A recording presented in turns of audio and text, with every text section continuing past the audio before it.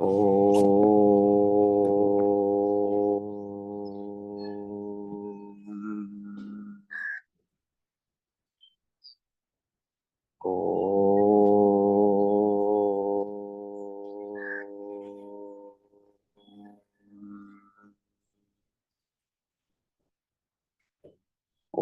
శ్రీ గణేశ శారద సద్గురు మంగళమూర్తిభ్యో నమః. ఓం సహనావవతు సహనౌ భునక్తు సహ వీర్యం కరవావహై తేజస్వినౌ అధీతమస్తు మా విద్విషావహై. ఓం శాంతి శాంతి శాంతి.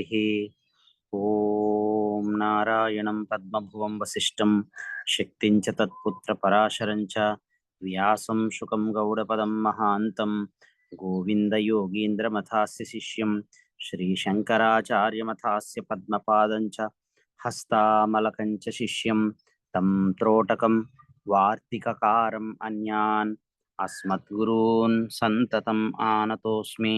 శృతిస్మృతిపురాణానాం ఆలయం కరుణాలయం నమామి భగవత్పాదం శంకరం లోకశంకరం. శంకరం శంకరాచార్యం కేశవం బాదరాయణం సూత్రభాష్యకృతౌ వందే భగవంతౌ పునః పునః. ఈశ్వరో గురురాత్మేతి మూర్తిభేద విభాగినే వ్యోమవద్వ్యాప్తదేహాయ శ్రీదక్షిణామూర్తయే నమః. యైరిమే గురుభిః పూర్వం పదవాక్య ప్రమాణతః వ్యాఖ్యాతాః సర్వవేదాంతాః తాన్నిత్యం ప్రణతోస్మ్యహం. అశుభాని నిరాచష్టే తనోతి శుభసంతతిం స్మృతిమాత్రేణ యత్పుంసాం బ్రహ్మతన్మంగళం పరం. అతి కళ్యాణ రూపత్వాత్ నిత్య కళ్యాణ సంశ్రయాత్ స్మర్తॄణాం వరదత్వాచ్చ బ్రహ్మతన్మంగళం విదుః. ఓంకారశ్చాథ శబ్దశ్చ ద్వావేతౌ బ్రహ్మణః పురా కంఠం భిత్వా వినిర్యాతౌ తస్మాన్మాంగళికావుభౌ ఇతి. ఓం అథ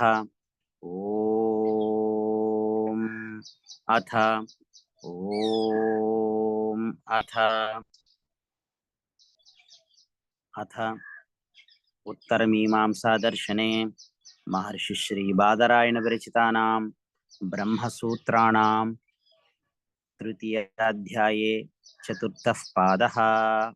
బ్రహ్మసూత్రము 3వ అధ్యాయము సాధన అధ్యాయము చతుర్థ పాదము బహిరంగ సాధన పాదము.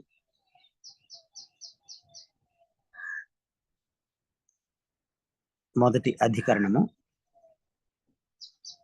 191 అధికరణములలో 137వ అధికరణము తృతీయ అధ్యాయ చతుర్థ పాదంలో మొదటి అధికరణము పురుషార్థ అధికరణం.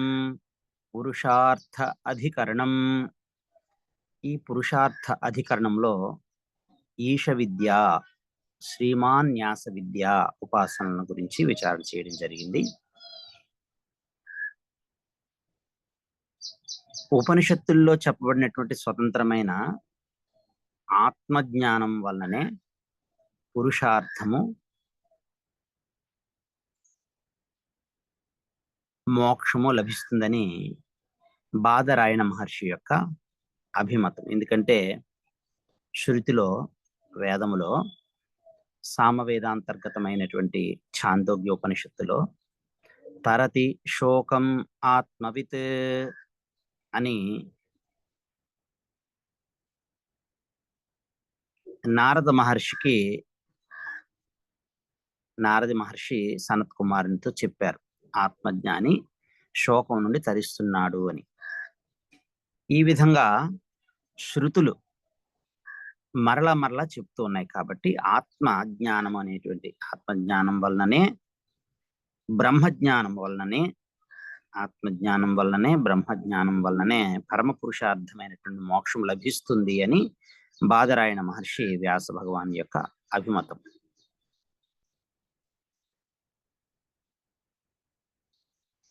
కర్తృ రూపంలో ఆత్మ అనేది కర్మాంగమే. కాబట్టి ఆత్మను గురించినటువంటి జ్ఞానం కూడా కర్మకు అంగభూతమైన ఆత్మ ద్వారా క్రతువుకు అంగమే అవుతుంది. అంటే ఆ ఆత్మను గురించినటువంటి జ్ఞానం, ఆత్మజ్ఞానం కూడా కర్మాంగములే అని జైమిని మహర్షి వారి యొక్క అభిప్రాయం. అయితే దానిని పురుషార్థ సాధనగా చెప్పుటకు, ప్రశంస చేయుట కొరకే. మరియు పురుషార్థ సాధనము కర్మయే. ఇది జైమిని మహర్షి యొక్క ప్రతిపాదనం. కానీ ఆచార దర్శనాత్ శ్రేష్ఠ పురుషులు, మహాత్ములు, శ్రేష్ఠ పురుషుల యొక్క ఆచారాలను చూడటం వలన, వారి యొక్క ఆచరించేటువంటి జీవన విధానాన్ని చూడటం వలన, శ్రేష్ఠ పురుషులు ఆచరించినటువంటి దానిని చూస్తే విద్య అంటే ఉపాసన అనేటువంటిది కర్మకు అంగము కాదు, అంగమని తెలుస్తుంది అని ఈ జైమిని మహర్షి వారి యొక్క వాదాన్ని చెప్పారు. కాబట్టి ఇది ప్రతివాది మతము. అంటే శ్రేష్ఠ పురుషుల యొక్క ఆచారాలను చూడటానికి శ్రేష్ఠ పురుషులు ఆచరించినటువంటి దాన్ని చూస్తే ఈ విద్య ఉపాసన అనేటువంటిది కర్మాంగము అని తెలుస్తుందని జైమిని మహర్షి ప్రతివాది అయినటువంటి ఆయన మతం. అయితే కేవలం జ్ఞానం వలననే మోక్షం వస్తే కర్మలు ఎందుకు చేశారు? ఈ విధంగా శృతిలో చెప్పబడినటువంటి శ్రేష్టమైనటువంటి ఆ పురుషుల యొక్క ఆచరణాన్ని చూసినప్పుడు ఈ బ్రహ్మ విద్య కర్మకు అంగం అని జైమిని మహర్షి యొక్క ఆలోచన విధానము, ఆయన యొక్క విచారధార. ఇది ప్రతివాది మతం. అంటే విద్య, శ్రద్ధ, యోగం అనేటువంటి మూడింటిలో చేయబడినటువంటి కర్మము మిక్కిలి శక్తివంతం అవుతుంది అని చెప్పబడింది. కాబట్టి విద్య కర్మాంగమే అవుతుంది అని జైమిని మహర్షి యొక్క అభిప్రాయం. అంటే విద్య, కర్మ రెండు కూడా జీవాత్మ వెంట కూడిపోవటం వలన కూడా అని ఆయన చెప్పారు. అంటే చనిపోయిన తర్వాత పరలోకం పోయేటువంటి జీవాత్మ వెనకనే ఆయన చేసినటువంటి ఉపాసన, ఆయన అభ్యసించినటువంటి విద్య, ఆయన ఆచరించినటువంటి కర్మ, ఈ రెండు కూడా వెళుతూ ఉన్నాయి అని చెప్పడం వలన విద్య అంటే ఈ ఉపాసన కర్మకు అంగమని తెలుస్తుందని ఆ ప్రతివాది అయినటువంటి జైమిని మహర్షి యొక్క అభిప్రాయంలో, వారి యొక్క అభిప్రాయంలో ఒక భాగమే. అంటే ఆత్మ జ్ఞానాధికారి కొరకు అనేటువంటి విధానం ఉండటం వలన, అంటే విద్యాపూర్వకమైనటువంటి ఉపాసనతో కూడినటువంటి కర్మను ఆచరించేటువంటి విధానం వలన విద్య అనేటువంటిది, ఉపాసన అనేటువంటిది కర్మకు అంగము అని సిద్ధమవుతుంది అని ప్రతివాది అయినటువంటి జైమిని మహర్షి ఆయన యొక్క వాదన కొనసాగిస్తూ ఉన్నారు. అయితే నియమాచ అనేటువంటి సూత్రాన్ని అనుసరించి ఈ విధంగా జీవించినంత వరకు, అంటే ఆప్రాయణాంతము, ఎంతకాలం అయితే మనం జీవించి ఉంటామో, జీవిస్తూ మన యొక్క ఈ కర్మానుష్ఠాన నియమము ఉన్నది. అందువలన కేవలం జ్ఞానం అనేటువంటిది పరమ పురుషార్థ హేతు కాదు అని జైమిని మహర్షి వారి యొక్క వాదనని ముగించారు. అంటే జైమిని మహర్షి తన మతాన్ని, తన అభిప్రాయాన్ని స్థాపించడానికి చెప్పినటువంటి యుక్తులన్నీ కూడా కేవలము ఆభాస మాత్రములే. అదే మనకి ఈ అధికరణంలో 2 నుంచి 7 సూత్రం వరకు మనకు తెలిసింది. అయితే విద్య అంటే ఉపాసన అనేది కర్మ శేషము కాదు. ఉపాసన అనేటువంటిది కర్మశేషం కాదు. జ్ఞానము స్వతంత్రంగానే మోక్ష సాధనం అని బాదరాయణ మహర్షి, వ్యాస మహర్షి యొక్క అభిమతము. ఇదే సరి అయినది. ఈశ్వరుని గురించి అధికంగా చెప్పడం వలన ఆత్మజ్ఞానము కర్మకు అంగము కాదు.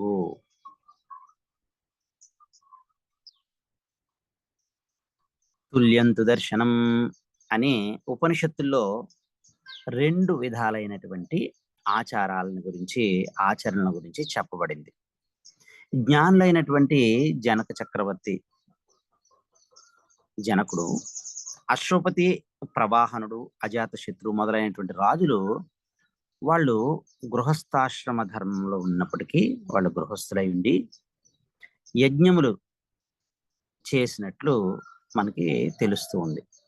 ఇంకొక వైపు యాజ్ఞవల్క్య మహర్షి మొదలైనటువంటి వారి వలె కేవలము ఈ శరీర పోషణార్థము, దీని శరీరాన్ని నిలబెట్టుకోవడం కోసమే కేవలము భిక్ష ఆచరణం చేస్తూ విరక్తులై సన్యసించినటువంటి వారు కర్మలను త్యజించి బ్రహ్మచింతన యందు పరమాత్మ పరబ్రహ్మము యొక్క విచారణతో ఆ బ్రహ్మచింతన యందు నిరతులైనటువంటి వారు కనిపిస్తారు. నిజంగా జ్ఞానము ప్రాప్తి అయినటువంటి వారికి కర్మల వలన ప్రయోజనం లేనట్లు మనకు తెలుస్తూ ఉంది. అందువలన బ్రహ్మజ్ఞానము కర్మకు అంగము కాదు, మరియు బ్రహ్మజ్ఞానము పరమ పురుషార్థ హేతువు. మిగిలినవన్నిటివి ఎలా సాధనాలు, చిత్తశుద్ధికి చిత్త ఏకాగ్రతకి స్వధర్మాచరణము, నిష్కామ కర్మ యోగము వలన చిత్తశుద్ధి అయితే, ఈ ఉపాసన వలన చిత్త ఏకాగ్రత అనేటువంటిది కలుగుతుంది. ఆ రెండు సాధనములు. కానీ పరమ సాధనం ఏమిటి అంటే బ్రహ్మజ్ఞానము. అందువల్ల ఈ బ్రహ్మజ్ఞానము కర్మకు అంగము కాదు. బ్రహ్మజ్ఞానము పరమ పురుషార్థమైనటువంటి ధర్మార్థ కామ మోక్షముల్లో 4వదైనటువంటి పరమ పురుషార్థం మోక్షము. కాబట్టి ఆ మోక్షమునకు ఇది పరమ పురుషార్థ హేతు బ్రహ్మజ్ఞానమే అని తెలిసింది. అసార్వత్రికీ ఈ సూత్రంలో సర్వత్ర సంబంధించింది కాదు. మీరు ఏదైతే చెప్పారో అది ఏకదేశీయము. అంటే విద్య అంటే ఉపాసన, శ్రద్ధ, కర్మల గురించి చెప్పినటువంటి శృతి అన్ని విద్యల్లోనూ అన్ని ఉపాసనల్లోనూ చెప్పింది కాదు. కేవలము ఉద్గీత విద్యా విషయంలో చెప్పబడినది. అది ఆ ఉద్గీత విద్యా ఉపాసన అన్ని విద్యలకు వర్తించేది కాదు. కావున విద్య ఉపాసన కర్మాంగం అనటము యుక్తము కాదు అని చాందోగ్యోపనిషత్తులో ప్రథమ అధ్యాయంలో ప్రథమ ఖండంలో ఉన్నటువంటి 10వ ఖండిక ఉన్నటువంటి శృతి వాక్యాన్ని అనుసరించి ఇక్కడ ఈ ఉపాసన అంటే ఈ జ్ఞానం అనేటువంటిది కర్మకు అంగము అనేటువంటి సిద్ధాంతాన్ని కొట్టివేయడం అయింది, దాన్ని ప్రతిఘటించడం అయింది, నిరాకరించడం అయింది. విభాగ శతవత్ అనే ఈ సూత్రంలో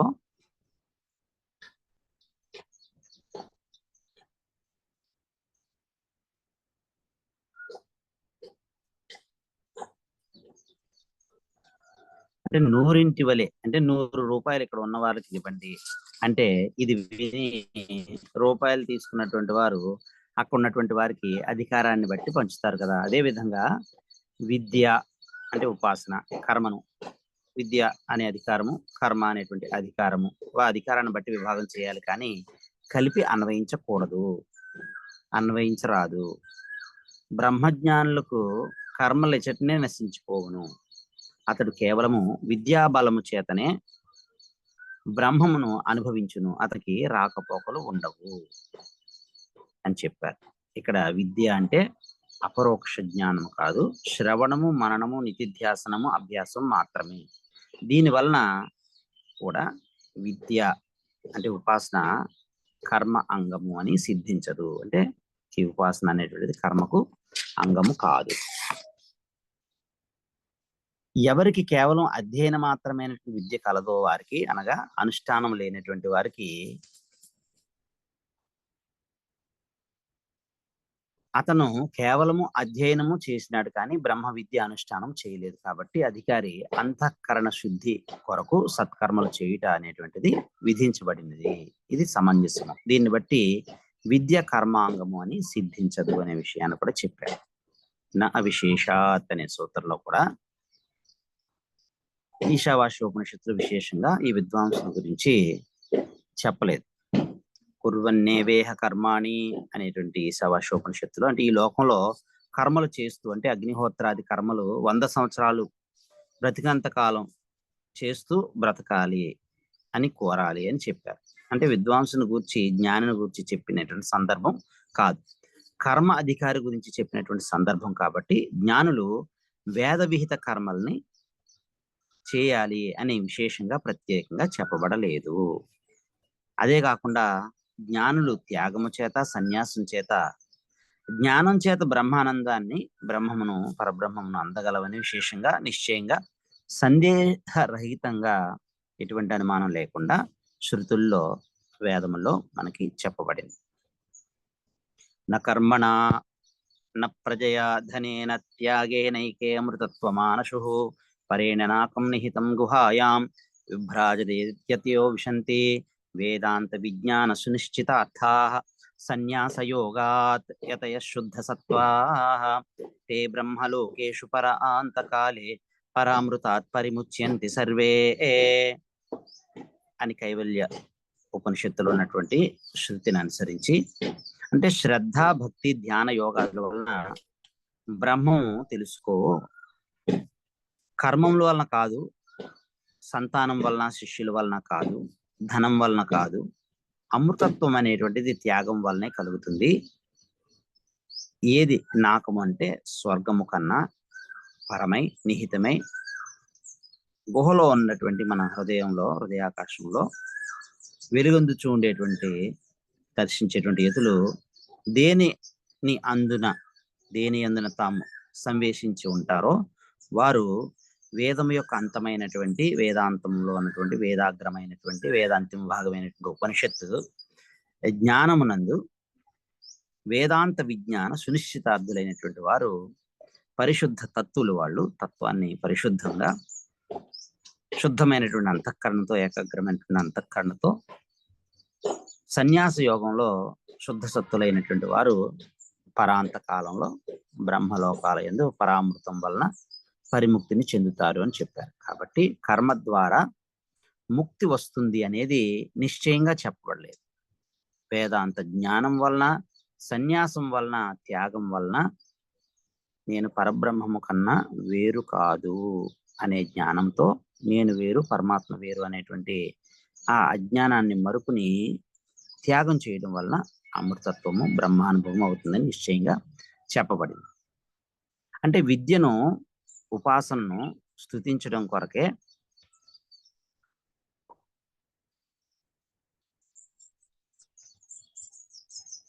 కర్మ ఆచరించుటకు అనుమతి చూపింది.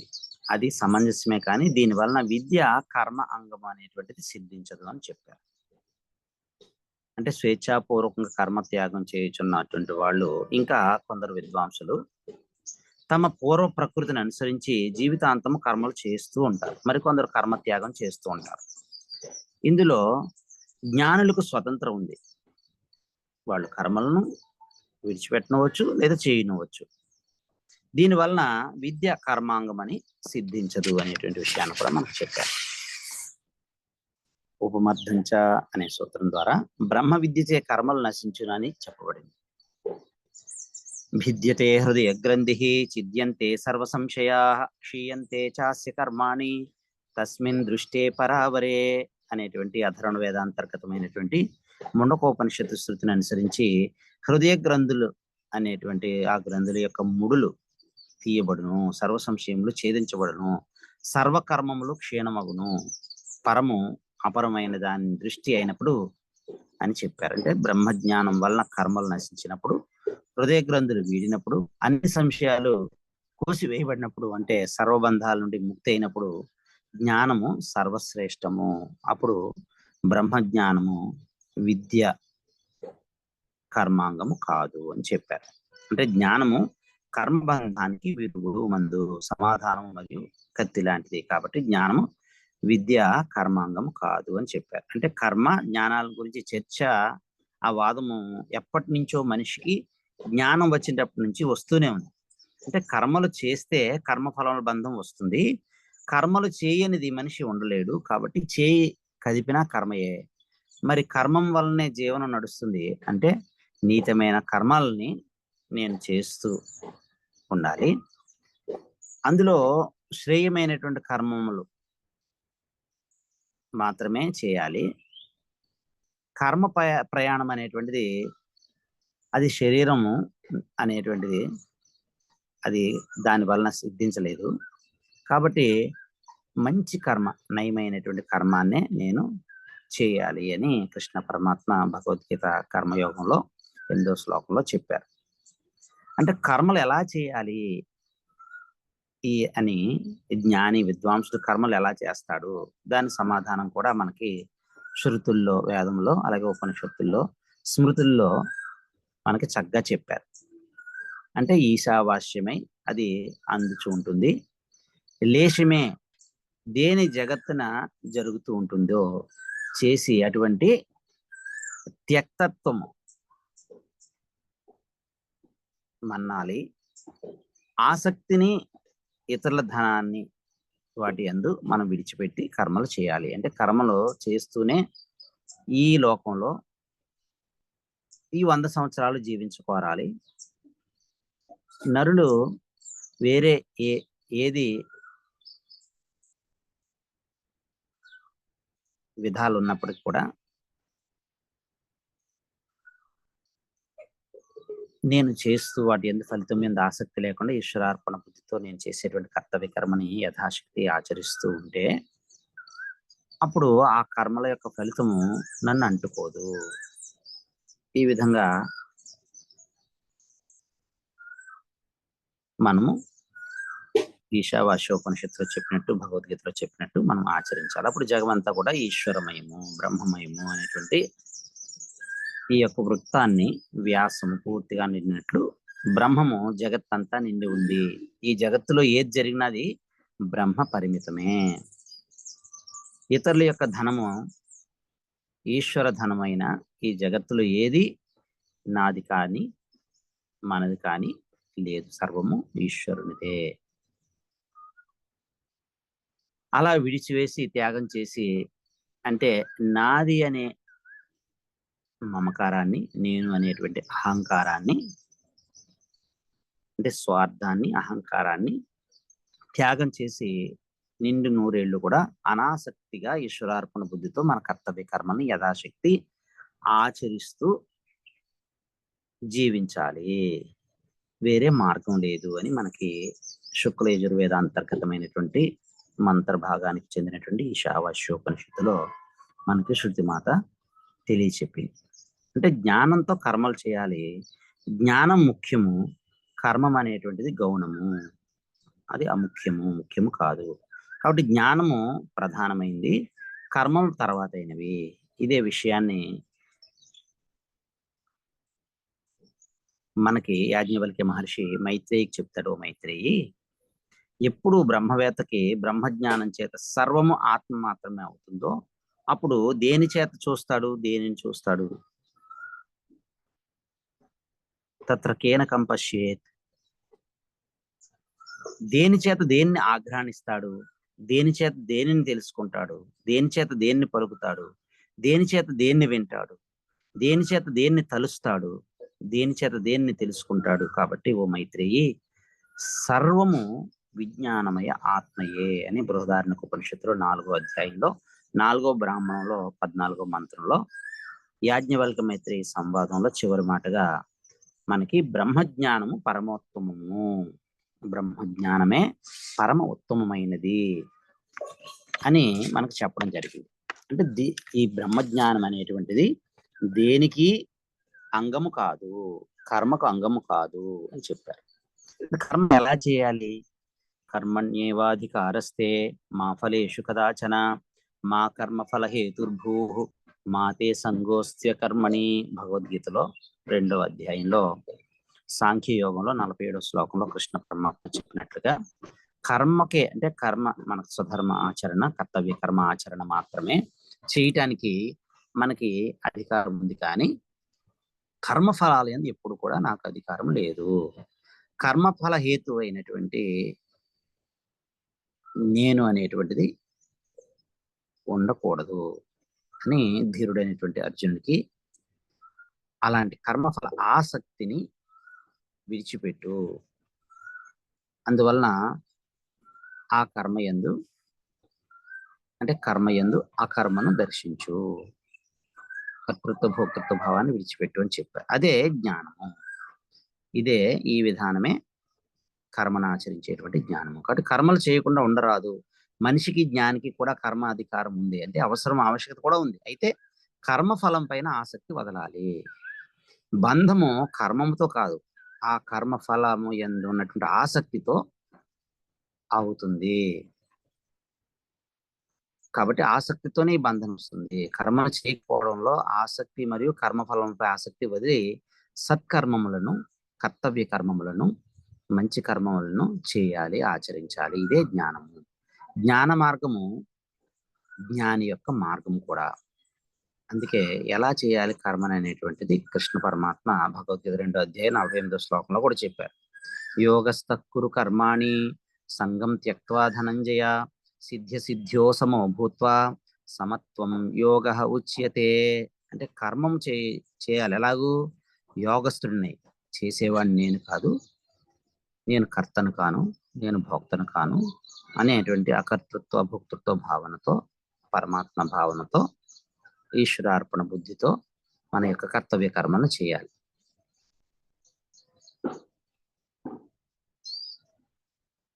మమకారాన్ని వదలాలి.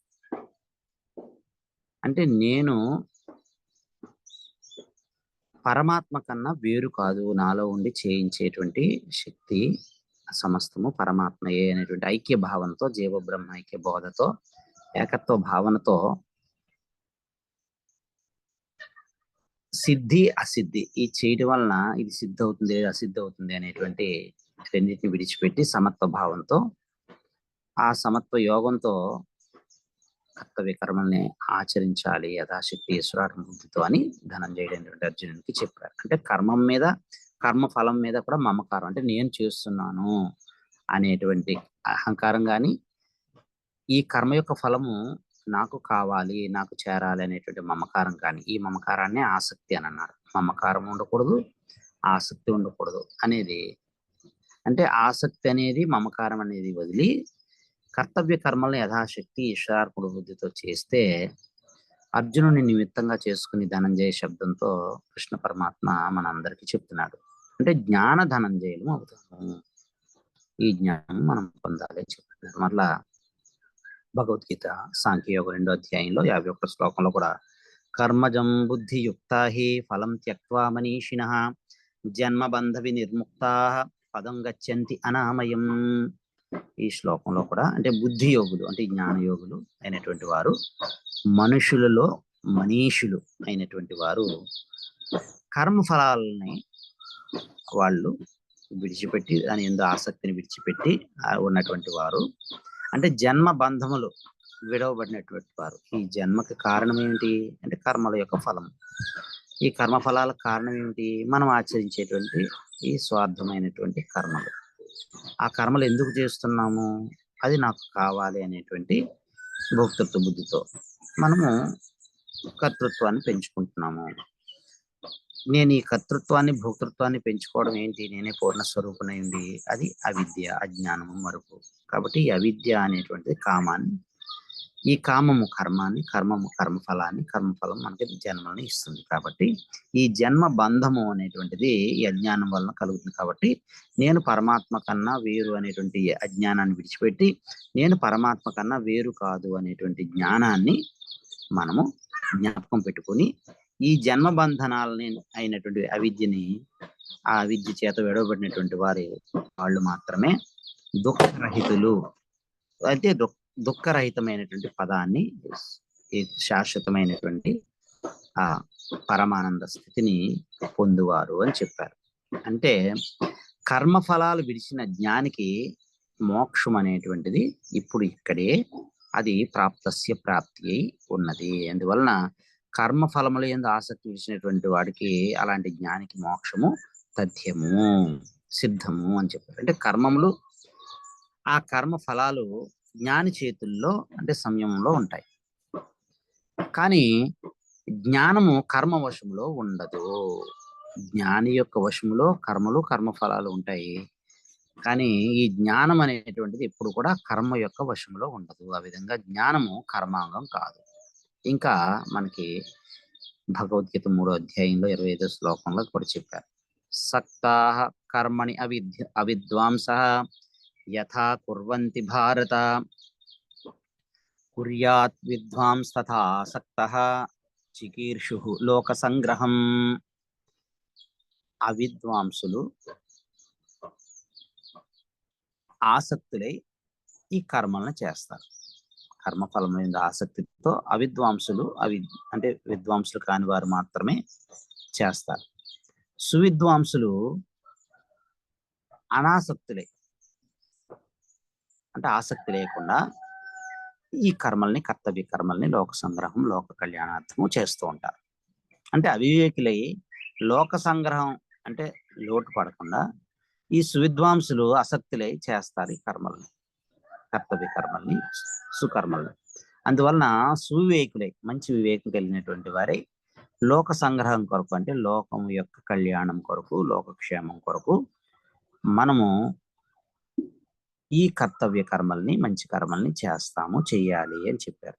అంటే లోక కళ్యాణము అనేటువంటి క్రతు నెరవేర్చడం కోసమే మనము ఈ శుభకర్మల్ని చేయాలి అని చెప్పారు. ఇది విద్యకి అంటే జ్ఞానానికి, అవిద్యకి, అజ్ఞానానికి భేదము. అంటే అవిద్వాంసులు, అజ్ఞానులు స్వార్థంతో చేస్తారు ఈ కర్మల్ని. లోక సంగ్రహం కోసం, లోకాన్ని క్షేమం కోసము, లోకం యొక్క ఉన్నతి కోసము చేయరు. వాళ్ళు ఫలాసక్తితో, కర్మాసక్తితో కర్మలను చేస్తారు విద్వాంసులు. ఇదే అవిద్య అని చెప్పారు. మరి విద్వాంసులు ఎలా చేస్తారు ఈ కర్మల్ని అని అంటే, వాళ్ళు ఈ విద్వాంసులు, జ్ఞానులు లోక సంగ్రహం కొరకు, లోకక్షేమం కొరకు, లోక సౌభాగ్యం కొరకు ఆసక్తిని, ఫలాసక్తిని విడిచిపెట్టి ఈ మంచి కర్మల్ని, శుభకర్మల్ని వాళ్ళు చేస్తారు.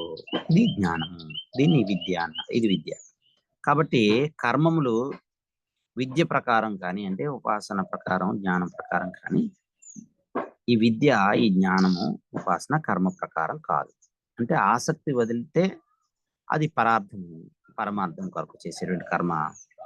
దాన్ని నిష్కామ కర్మ లేదా నైష్కర్మ్య కర్మ, నైష్కర్మ్య సిద్ధి, నైష్కర్మం అంటే నైష్కర్మముగా పరిణతి అందుతుంది. అందుకే చివరికి భగవద్గీత మనకు అలా చెబుతుంది. ఏం చెబుతుంది అంటే, ఇది 18వ అధ్యాయం 49వ శ్లోకంలో చెప్పారు కృష్ణ పరమాత్మ.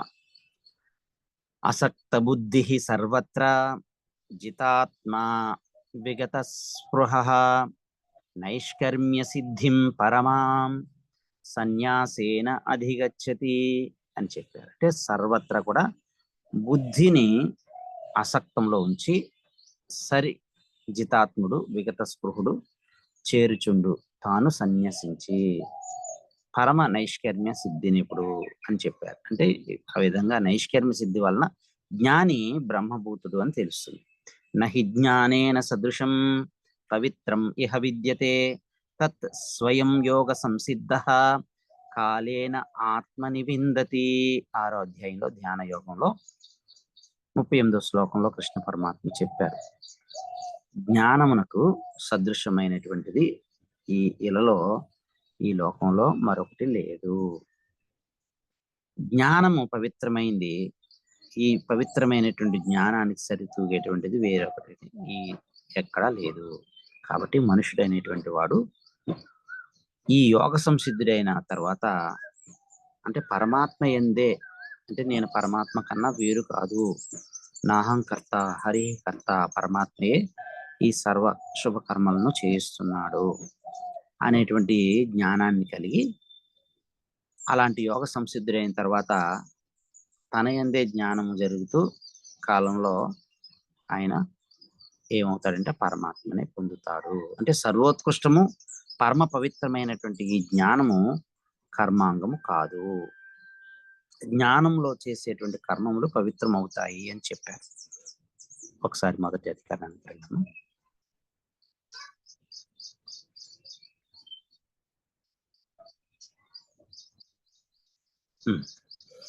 ఈ బహిరంగ సాధనలో మొదటి అధికరణమైనటువంటి 137, 191 అధికరణాల్లో ఇది 137వ అధికరణము.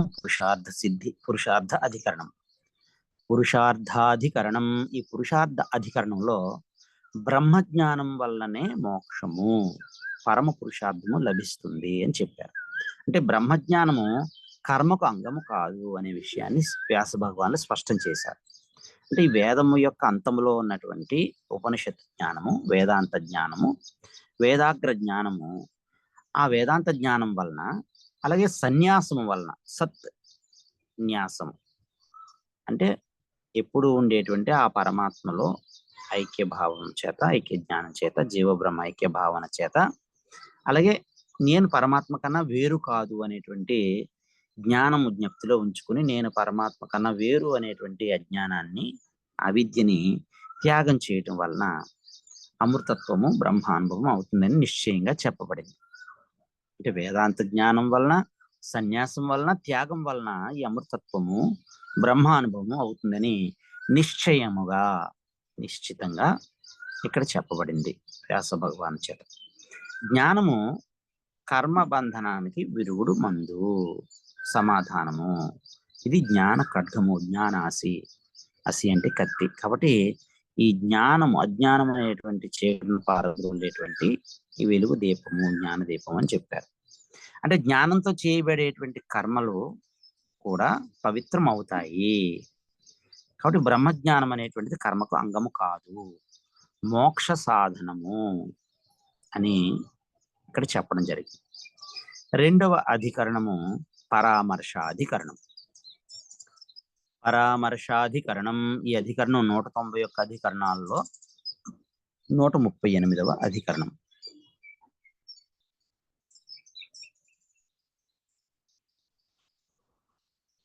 ఇక్కడికి ఒకసారి ఆపుతారు. ఇది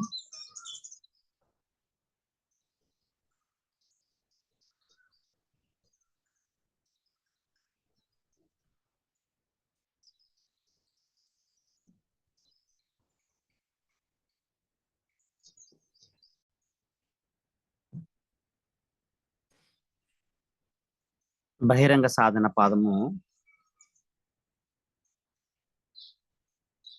రెండవ అధికరణము 191 అధికరణాల్లో 138వ అధికరణము. పరామర్శాధికరణం, పరామర్శ అధికరణం అంటే బ్రహ్మచారులకు, గృహస్థులకు, వానప్రస్థులకు, సన్యాసులకు అందరికీ బ్రహ్మ విద్య యందు అధికారము సమముగా ఉన్నది. విద్య అంటే ఉపాసన కర్మ అంగము కాదు. అంటే ఈ జ్ఞానము, ఉపాసన కర్మకు అంగము కాదు, అంటే స్వతంత్రమైంది. ఈ విద్య అనేటువంటిది, ఈ జ్ఞానం అనేటువంటిది స్వతంత్రము, కర్మాంగం కాదు. 4 ఆశ్రమాలని కూర్చున్నటువంటి విధి బ్రహ్మచర్య, గృహస్థ, వానప్రస్థ, సన్యాస ఆశ్రమములను 4 ఆశ్రమాలను గురించినటువంటి విధి శృతుల్లో చెప్పబడలేదు అనేటువంటి జైమిని మహర్షి యొక్క అభిమతము, వారి అభిప్రాయము సమంజసమైంది కాదు అని వ్యాస భగవాన్లు కర్మనిష్ఠులైనటువంటి జైమిని మహర్షిని ఇక్కడ ఖండించారు. వారి అభిప్రాయం సమంజసం కాదు అని వారి అభిప్రాయాన్ని సమంజసము కాదు అని ఇక్కడ వారిని నిర్ద్వందంగా ఖండించారు. ఎవరికైనా కూడా ఎప్పుడు బలీయం అంటే ఎవరికి ఎప్పుడు ఎక్కడ బలీయమైనటువంటి వైరాగ్యము కలుగుతుందో వారు అప్పుడే అక్కడే సన్యాసాశ్రమాన్ని స్వీకరించవచ్చును అని చెప్పారు. జాబాల శృతిని అనుసరించి ఎవరైనా ఎప్పుడైనా వారికి ఎప్పుడు ఎక్కడ వైరాగ్యం, తీవ్రమైనటువంటి ముముక్షతో కూడినటువంటి వైరాగ్యం కలుగుతుందో వారు అప్పుడు అక్కడే సన్యసించవచ్చును, సన్యాసాశ్రమాన్ని స్వీకరించవచ్చును అని చెప్పారు. సన్యాసం అనేటువంటిది క్రమంగా అంటే బ్రహ్మచర్యాశ్రమం నుంచి గృహస్థాశ్రమానికి వచ్చి, గృహస్థాశ్రమం నుంచి వానప్రస్థాశ్రమానికి వచ్చి, వానప్రస్థాశ్రమం నుంచి సన్యాసాశ్రమ స్వీకారం కూడా చేయవచ్చును అని చెప్పారు. నేరుగా అంటే బ్రహ్మచర్యాశ్రమం నుంచి సన్యాసం తీసుకోవచ్చు, లేదా గృహస్థాశ్రమంలో ఉన్నవారు భార్య అనుమతితో, అదే గృహస్థాశ్రమంలో అంటే బ్రహ్మచర్యాశ్రమంలో ఉంటే తల్లి యొక్క అనుమతితో, గృహస్థాశ్రమంలో ఉన్నట్టయితే పత్ని యొక్క, సహధర్మచారిణి యొక్క, ధర్మపత్ని యొక్క అనుమతితో, వానప్రస్థాశ్రమంలో ఉన్నట్టయితే బాధ్యతలన్నీ పూర్తయిన తర్వాత ఆయనకి ఎటువంటి బాధ్యతలు లేకపోతే పత్ని యొక్క అనుమతితో సన్యాసాశ్రమాన్ని స్వీకరించవచ్చును అని మనకు చెప్పారు. అంటే యతి ఆశ్రమం అంటే సన్యాసాశ్రమం అనేటువంటిది శృతుల్లో చెప్పబడింది. ఎవరైనా సన్యాసాశ్రమాన్ని స్వీకరించవచ్చు అని. ఇక 3వ అధికరణము స్తుతి మాత్ర అధికరణం.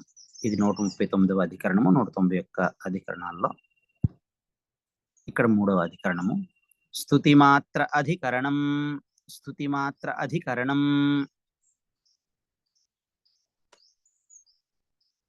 ఉద్గీతాది శృతులు కర్మ అంగములు కనుక కేవలం స్తుతి కోసమే అనటము సమంజసము కాదు అని ఇక్కడ మనకి వ్యాస భగవాన్లు జైమిని మహర్షి యొక్క అభిప్రాయాన్ని దృష్టిలో పెట్టుకుని చెబుతున్నారు. అపూర్వమైనటువంటి రసతమత్వాది గుణములతో కూడినటువంటి ఉద్గీతాదులు, ఆ ఉద్గీతముల యొక్క ఉపాసనయే విధించబడినది అనటము ఇక్కడ సమంజసము. రసతమత్వాది గుణాలతో కూడినటువంటి ఉద్గీతాదుల యొక్క ఉపాసనయే విధించబడింది అనటం ఇక్కడ సమంజసము. విద్య అంటే ఈ జ్ఞానము, ఉపాసన కర్మకు అంగము కాదు. కర్మకు అంగభూతము అని ఉద్గీతము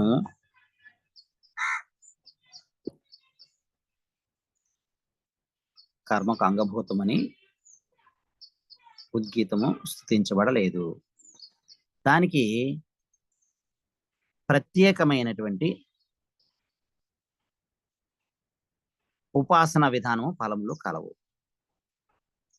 అంటే రస్తమత్వాది గుణాలతో కూడినటువంటి ఉద్గీతాదుల ఉపాసనయే విధించబడింది అనట సమస్యం కాదని చెప్పి, విద్య కర్మాంగం కాదని చెప్పి కర్మకు అంగభూతమని ఉద్గీతము స్తుతించబడలేదు. దానికి ప్రత్యేకమైనటువంటి ఉపాసన విధానము ఫలములు ఉన్నాయి. కొన్ని శృతులు స్తుతి పరాలు కావు, ఉపాసనను విధిస్తున్నాయి అని మనకి ఈ స్తుతి మాత్ర అధికరణంలో వ్యాస భగవానులు తెలియజేశారు. ఇక 4వ అధికరణము 191 అధికరణములలో 140వ అధికరణము పారిప్లవ అధికరణము. పారిప్లవ అధికరణం. పారిప్లవ అధికరణం ఉపనిషత్తుల్లో చెప్పబడిన అభ్యాసము, కథలు విద్యాశేషములే కాని కర్మశేషములు కావు. పారిప్లవ కర్మలకు పారమార్థిక విద్యా కథలకు సంబంధము లేదు. పారిప్లవ కథలు యజ్ఞముల యొక్క మధ్యలో సమయము సమన్వయంగా జరగటానికి చెప్పబడేటువంటి కథలు. ఆ కథలనే ఇక్కడ పారిప్లవ కథలు అని అన్నారు. పారమార్థిక కథలు జ్ఞానబోధకు సహకరించడానికి చెప్పినటువంటి తత్వగుళికలు, తత్వాన్ని తెలియజేసేటువంటి కథలు. ఉపనిషత్తుల్లోని కథలు శిష్యులకు విద్యయందు అభిలాష, అభిరుచి, ఆసక్తి కలిగించడానికి, ఆ విద్యని తేలికగా బోధించడానికి ఉపయోగకారకాలు. కాబట్టి ఈ పారమార్థిక కథల్ని చెప్పడం జరుగుతుంది. కాబట్టి ఈ పారమార్థిక కథలు ఉపాసన కోసం చెప్పబడినాయి అంటే సమంజసము కాదు.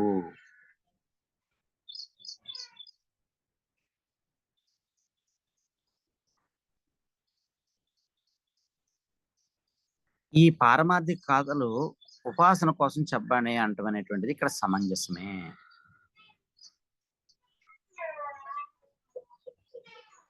ఉపనిషత్తుల్లో కథలు క్రతువుల యొక్క కర్మాంగాలు కావు. ఈ కథలు ఉపాసన కోసం, విద్యయందు ఆసక్తి కలగడం కోసము పారమార్థిక కథలు జ్ఞానబోధకు సహకరించడానికి చెప్పబడినటువంటి తత్వగుళికలే. కాబట్టి ఆ కథలు, పారమార్థిక కథలు ఉపాసన కోసం చెప్పబడినాయి అంటం అనేటువంటిది సమంజసమే. ఉపనిషత్తుల్లో ఉన్నటువంటి కథలు క్రతు అంటే అక్కడ జరిగేటువంటి కర్మకాండను గురించి, క్రతువును గురించి, అలాంటి క్రతువుకి కర్మాంగాలు కావు అని వ్యాస భగవానులు ఈ పారిప్లవ అధికరణంలో తెలియజేశారు. ఇప్పుడు 5వ అధికరణము అగ్ని ఇంధనాది అధికరణం. అగ్ని అధికరణం. అగ్ని ఇంధనాది అధికరణం. ఈ అధికరణంలో ఏ వస్తువులు పదార్థాలు లేకుండా అయ్యేటువంటి బ్రహ్మయజ్ఞము కర్మలని అపేక్షించదు అని తెలియజేస్తుంది. అంటే బ్రహ్మ విద్య పరమ పురుషార్థ సిద్ధి యందు సర్వదా సర్వత్రము అవటం వలన ఇది కర్మకు అంగము కాదు. సన్యాసులకు కర్మానుష్ఠానము అక్కర్లేదు. ఇక్కడ విధి అనేటువంటిది లేదు. సన్యాసులకు తురియాశ్రమంలో యతియాశ్రమంలో ఉన్నటువంటి వాళ్ళకి కర్మ అనుష్ఠానం అనేటువంటిది విధి కాదు, అక్కర్లేదు, చేయాలనేటువంటి నియమము లేదు, అక్కర్లేదు అని చెప్పారు. 6వ అధికరణము 191 అధికరణాల్లో ఇది 142వ అధికరణము. సర్వ అపేక్షాధికరణం. సర్వ అపేక్ష అధికరణం. ఈ సర్వ అపేక్ష అధికరణంలో జ్ఞానోత్పత్తికి విహిత కర్మలు ఉపయోగిస్తాయి. కర్తవ్య కర్మలు, బాధ్యతలు, స్వధర్మములు ఆచరణ అనేటువంటిది ఉపయోగిస్తాయి. చిత్తశుద్ధికి సహకరిస్తాయి. జ్ఞానోత్పత్తికి ఈ విహిత కర్మలు, కర్తవ్య కర్మలు ఉపయోగిస్తాయి అని చెప్పారు. అంటే యజ్ఞము, దానము, తపస్సు, అధ్యయనం అనేటువంటివి మోక్షాన్ని ఇప్పించలేకపోయినా ఆ మోక్షానికి కావలసినటువంటి సాధన చతుష్టయ సంపత్తిని యోగ్యతను బట్టి జ్ఞానోత్పత్తి విషయంలో సహాయపడతాయి అని చెప్పారు. శమము, దమము, ఉపరతి, తితీక్ష, శ్రద్ధ, సమాధానము, వీటికి అలాగే వివేక వైరాగ్యాలు, ముముక్షుత్వం అనేటువంటివి సాధన చతుష్టయములు. ఈ సాధనాలు బ్రహ్మ విద్యకి అవసరం. అలాగే మదము, మాత్సర్యము, కామము, క్రోధము, లోభము, మోహము అనేటువంటి 6 శత్రువుల్ని తరిమివేయటము అనేటువంటిది, అలాగే శమము, దమము, ఉపరతి, తితీక్ష, శ్రద్ధ, సమాధానం అనేటువంటి 6 మిత్రుల్ని మన దరికి చేర్చుకోవటము, దగ్గరికి చేయటం అనేటువంటిది బ్రహ్మ విద్యకు, బ్రహ్మ ప్రాప్తికి తోడ్పడతాయి అని సర్వ అపేక్ష అధికరణంలో వ్యాస భగవానులు మనకి బోధిస్తున్నారు. 7వ అధికరణము సర్వ అన్న అనుమితి అధికరణం. సర్వ అన్నానుమితి అధికరణం. ఈ సర్వాన్న అనుమితి అధికరణంలో వ్యాస భగవానులు ఈ విధంగా చెప్తున్నారు. ప్రాణ అపాయ సమయంలో నిషిద్ధమైనటువంటి ఆహారాన్ని దేన్నైనా తిని ప్రాణాన్ని నిలుపుకోవటం అనేటువంటిది యుక్తము. ఏదో విధంగా ప్రాణ సంరక్షణ అనేటువంటిది ఆపత్కాలంలోను నిషిద్ధమైన ఆహారాన్ని దేన్నైనా తినవలసి వస్తే తినైన ప్రాణాన్ని కాపాడుకోవాలి, ప్రాణాన్ని నిలుపుకోవడం అనేటువంటిది యుక్తము అని మనకు చెప్పారు. అంటే ఆహార నియమాలకి కొంచెం సడలింపు ఉంది. అంటే ఏది తినవచ్చునో ఏది తినరాదో నిర్ణయించేటువంటి శాస్త్రాలు ఉన్నాయి. ఆ శాస్త్రాలకు విరోధం రాకూడదు. కాబట్టి అన్ని రకాల అన్నానికి ప్రాణ భయము ఉన్నప్పుడు తప్ప అనుమతి కలదు అనేది ప్రాణ విద్య అంగము కాదు అనటము సమంజసము. అభక్ష్య భక్షణము కేవలము ప్రాణ సంకట సమయంలోనే మరియు కేవలము ఆపద్ధర్మము రీతిలోనే అనుమతి ఇవ్వబడింది అనే అనుమతం, అది అనుమతించబడింది. అంటే శాస్త్ర ప్రకారం నిర్దేశించినటువంటి భక్ష్యాలు, అంటే శాస్త్ర ప్రకారం నిర్దేశించినటువంటి భక్ష్యము, అలాగే అభక్ష్యము. భక్ష్యం అంటే తినదగినది, అభక్ష్యం అంటే తినతగనిది, తినకూడనటువంటిది అనేటువంటి నియమము పాటించవలెను. శాస్త్ర ప్రకారం నిర్దేశించినటువంటి భక్ష్యములు తినదగినవి, అభక్ష్యము తినకూడనటువంటివి అనేటువంటి నియమాన్ని తప్పనిసరిగా పాటించవలను. అన్ని తినగలిగిన అయోగ్యములను వదలవలెను. శాస్త్ర ప్రమాణాన్ని అనుసరించి అయోగ్యములైనటువంటి వాటిని శాస్త్రం ఏవి తినకూడదని చెప్పారో అభక్ష్యాల్ని వదలవలెను. ఏవి తినాలి అని శాస్త్రము మనకి చెప్పిందో వాటిని, యోగ్యమైనటువంటి వాటిని మనం స్వీకరించవలెను అని సర్వ అన్న అనుమితి అధికరణంలో వ్యాస భగవానుడు మనకు చెప్పారు. తరువాత అధికరణము 8వ అధికరణము ఆశ్రమ కర్మ అధికరణము. ఆశ్రమ కర్మ అధికరణం ఆశ్రమ కర్మ అధికరణం ఇది 91 అధికరణాల్లో 144వ అధికరణం. అంటే ఆశ్రమంలో ఉన్నటువంటి వారు బ్రహ్మజ్ఞానాన్ని అందిన తరువాత, ఆశ్రమంలో ఉన్నటువంటి వారు బ్రహ్మజ్ఞానం అందిన పిదప కూడా తమ తమ ఆశ్రమ విహితములైనటువంటి కర్తవ్య కర్మలను, బాధ్యతలను నిర్వర్తించుచూ ఉండవలెను, ఆచరిస్తూ ఉండవలెను అని చెప్తున్నారు. అంటే శ్రేష్ఠ కర్మలు అంటే శ్రేష్టమైన శాస్త్ర ప్రమాణం అంగీకరించినటువంటి కర్తవ్య కర్మలను, శ్రేష్ఠ కర్మలను వ్యావహారికంగా కామ్యకర్మలు ఫలమిచ్చుట్లో మరియు ఆధ్యాత్మికంగా జ్ఞానం అందుటకు సహకారిగా 2 విధాలుగా ఉపయోగపడును అని చెప్పారు.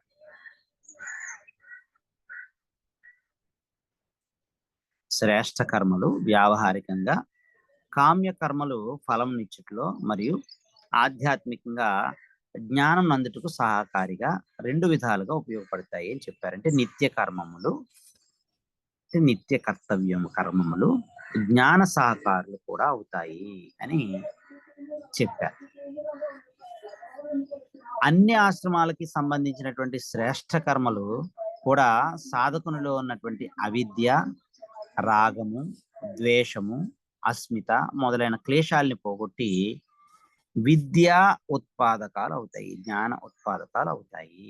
అందుచేత అధ్యయనము, శాస్త్రాధ్యయనము, దానము మొదలైనటువంటి నిత్య కర్మలు, కర్తవ్య కర్మలు విద్యకు, ఉపాసనకు ఉపయోగపడతాయి, జ్ఞానానికి సహాయకాలు అవుతాయి అని చెప్పారు. అంటే బ్రహ్మ విద్యా ప్రాప్తికి సాధన చేయటం అనేటువంటిది యుక్తం, శ్రేష్టం. అంటే మోక్ష అపేక్ష లేనటువంటి వాడు కూడా ఆశ్రమ విహిత కర్మలు చేయవలెను. బ్రహ్మచర్యాశ్రమంలో ఉంటే గురు సన్నిధిలో ఉంటూ గురు సేవ చేస్తూ శాస్త్ర అధ్యయనం చేయటము, గృహస్థాశ్రమంలో ఉన్నట్టయితే తన యొక్క హవ్య కవ్యాలని, గృహస్థాశ్రమ కర్తవ్యాల్ని నిష్కామముగా పరమాత్మ యొక్క విజ్ఞప్తితో ఆ పరమాత్మకు ఆ ఫలాలన్నింటినీ కూడా సమర్పణ భావంతో యథాశక్తి తన కర్తవ్య కర్మను చేయాలి. వానప్రస్థ అయితే ఆయన తన యొక్క ఆశ్రమ కర్మాలని జపధ్యానాలను చేసుకుంటూ నేను పరమాత్మ కన్నా భిన్నము కాదు అనేటువంటి అహంగ్రహ ఉపాసనలో ఆయన ఆశ్రమ నిర్వహణ చేయొచ్చు. సన్యాసి కూడా నేను పరమాత్మ కన్నా భిన్నము కాదు అనేటువంటి ఏకత్వ జ్ఞానంతో జీవ బ్రహ్మైక్య బోధతో తన ఆశ్రమ కర్తవ్యమైనటువంటి కర్తవ్య కర్మల్ని అంటే స్వాధ్యాయ ప్రవచనాలని చేస్తూ తను ఉండవచ్చు. కాబట్టి మోక్ష అపేక్ష లేనటువంటి వారు కూడా వారి వారి యొక్క ఆశ్రమ విహిత కర్మల్ని యథాశక్తి నిష్కామంగా ఈశ్వరార్పణ బుద్ధితో చేస్తూ ఉండవలెను అని ఈ అధికరణం ద్వారా, ఆశ్రమ కర్మ అధికరణము ద్వారా వ్యాస భగవానుడు మనకు తెలియజేస్తున్నారు. తరువాతి అధికరణము 9వ అధికరణము 191 అధికరణాల్లో 145వ అధికరణము విధుర అధికరణం. విధుర అధికరణం, ఇక్కడ విధుర అని అంటే పత్ని యొక్క శరీరము విడిచిపెట్టడం వలన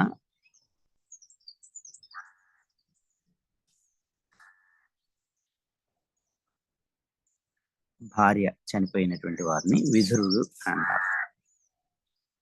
అంటే ఆశ్రమ రహితులకు కూడా బ్రహ్మ విద్య అధికారము ఉన్నది. గృహస్థాశ్రమము అమ్మ యొక్క ఆశ్రమము, ఆ అమ్మ లేనప్పుడు ఆ ఆశ్రమం లేనట్టే అలాంటి ఆశ్రమ రహితులకు కూడా ఈ బ్రహ్మ విద్య యందు అధికారము ఉన్నది అని ఈ బ్రహ్మసూత్రంలో వ్యాస భగవానులు విధురాధికరణంలో మనకు తెలియజేస్తున్నారు. అంటే కేవలము ఆశ్రమ స్థితుల మీదనే కాకుండా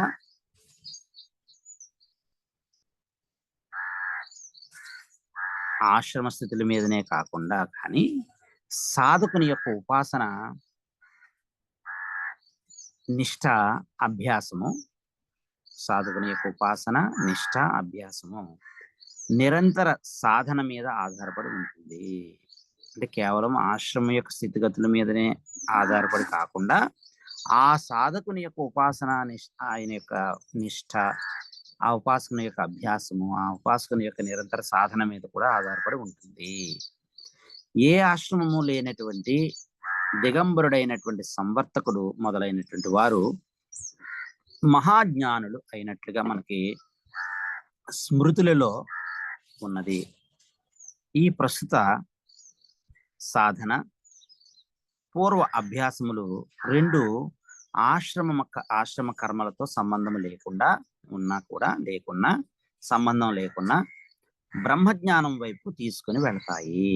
కాబట్టి ఏదో ఆశ్రమంలో ఉంటూ, అంటే బ్రహ్మచర్య ఆశ్రమంలో అయినా, గృహస్థాశ్రమంలో అయినా, సన్యాసాశ్రమంలో అయినా, లేదా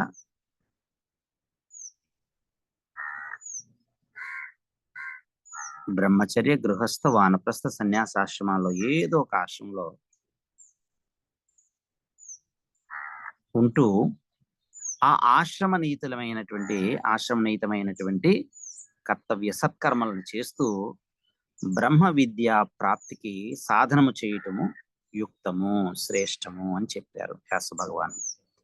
అంటే ఇంటిని విడిచిపెట్టి అరణ్యాలకి, ఆశ్రమాలకి వెళ్ళడానికి అవకాశం ఉంటే వెళ్ళొచ్చు. వెళ్ళడానికి అవకాశం లేని సందర్భంలో కుటీచక సన్యాసం, మనం ఎక్కడైతే ఉంటున్నామో ఆ ఇంట్లోనే అక్కడే ఉంటూ ఈ బ్రహ్మ విద్యా ప్రాప్తికి సాధన చేయటం అనేటువంటిది యుక్తమైనటువంటిది, శ్రేష్టమైనటువంటిది అని వ్యాస భగవాన్లు విధుర అధికరణం ద్వారా మనకి చెబుతూ ఉన్నారు.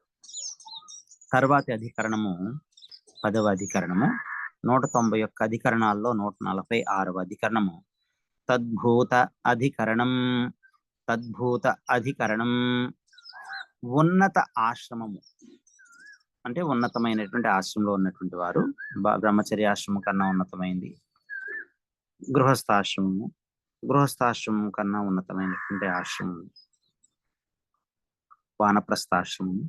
వానప్రస్థాశ్రమం కన్నా ఉన్నతమైన ఆశ్రమము సన్యాసాశ్రమం లేదా యతి ఆశ్రమం.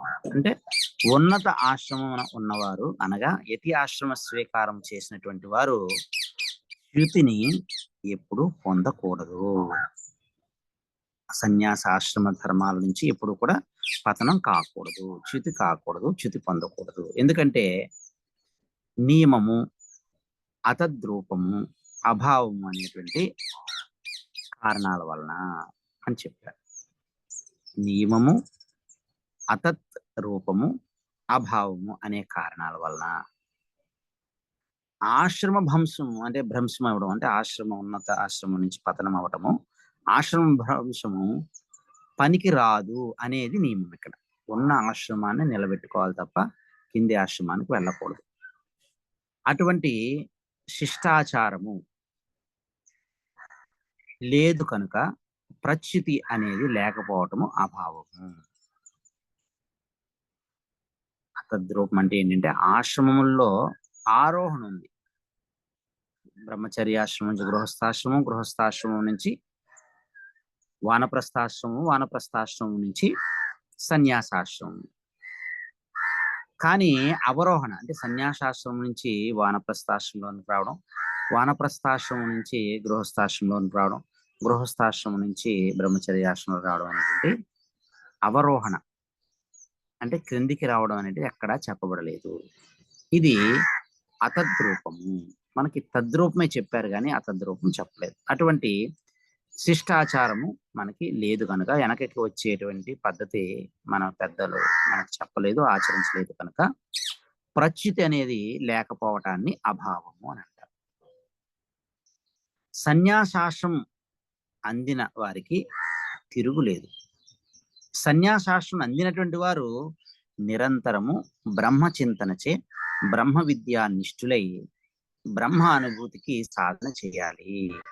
ఇది సన్యాసాశ్రమం యొక్క ముఖ్య కర్తవ్యము అని మనకు చెప్పారు. కాబట్టి తద్భూత అధికరణంలో వ్యాస భగవానులు మనం ఉన్న ఆశ్రమానికన్నా కిందకి పతనం కాకూడదు. ఉన్న ఆశ్రమం నుంచి అవసరమైతే ఇంకా పెద్దగా ముందుకు అభివృద్ధి చెందాలి తప్ప ప్రచ్యుతి అనేది పొందకూడదు. సన్యాసాశ్రమం అందినటువంటి వారు, సన్యాస స్వీకారం చేసినటువంటి వారు నిరంతర బ్రహ్మ చింతన చేత బ్రహ్మ విద్య నిష్టలు కలిగి ఉండి ఆ బ్రహ్మ విద్యా నిష్ఠులై బ్రహ్మానుభూతికి సాధన చేయవలేను. అహం బ్రహ్మ అస్మి, నేను బ్రహ్మమునే అయి ఉన్నాను. అహం బ్రహ్మయేవ అస్మి, నేను పరబ్రహ్మమునే అయి ఉన్నాను అనేటువంటి ఆ స్వస్వరూప బ్రహ్మ నిష్టలో, జ్ఞాన నిష్టలో ప్రతిష్ఠితులై ఉండాలి అని ఇక్కడ వ్యాస భగవానులు మనకి చెబుతున్నారు. తర్వాతి అధికరణము 11వ అధికరణము.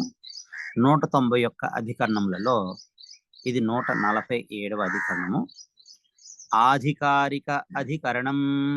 ఆధికారిక అధికరణం. ఈ ఆధికారిక అధికరణంలో మనకి సన్యాస వానప్రస్థ ఆశ్రమంలో వారికి ప్రాయశ్చిత్తం చెప్పబడలేదు. ఈ వానప్రస్థ ఆశ్రమంలో ఉన్నటువంటి వారు, సన్యాసాశ్రమం, తురియాశ్రమం, యతి ఆశ్రమంలో ఉన్నటువంటి వారికి ఏ విధమైనటువంటి చ్యుతి కలిగినా, పొరపాటు జరిగినా అసలు ప్రాయశ్చిత్తమే చెప్పబడలేదు. జైమిని మహర్షి కూడా, కర్మనిష్ఠుడైనటువంటి జైమిని మహర్షి కూడా ఈ విధంగానే చెప్పారు.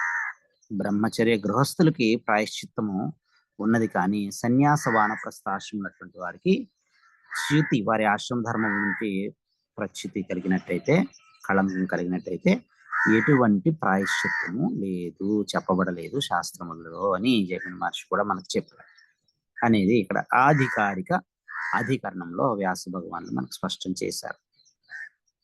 తరువాతి అధికరణము 12వ అధికరణం.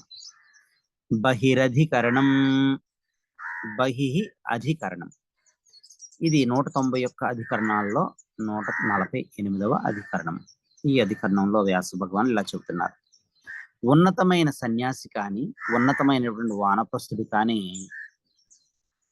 పతనము, తన యొక్క స్వధర్మ అంటే తన యొక్క ఆశ్రమ ధర్మముల నుంచి పతనము చెందినట్లయితే, ప్రచ్యుతి చెందినట్లయితే, పతనుడైనట్లయితే స్మృతి ప్రమాణం చేత మరియు శిష్ట ఆచారం చేత 2 విధములా కూడా బహిష్కరింపబడుతురు. వారు ఆ ఆశ్రమ ధర్మాల నుంచి వారిని బహిష్కరించడం అనేది జరుగుతుంది.